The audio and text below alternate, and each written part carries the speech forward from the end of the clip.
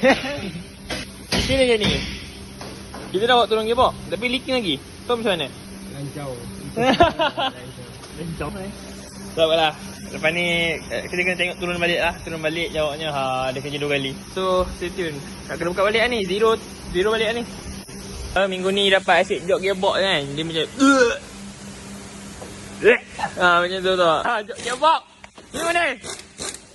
Keluar minyak gearbox tu. Ni dah buka frame punya nut. Dan ball joint ni lah buka.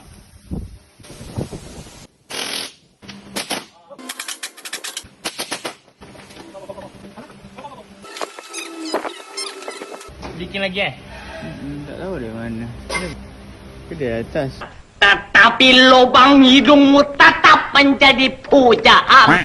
Buka dry shaft pula geng. Dah settle.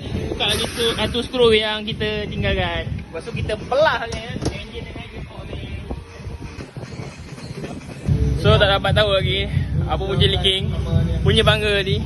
Tengoklah kejap nak isi minyak dulu. Paruh kot. Lebih kurang lah. Tak, 2 orang. 1, 2, 3. Rasanya dah terjawab lah. Jawapannya O-ring converter pump. So alhamdulillah, insyaAllah kita dah settlekan kerja ni lah.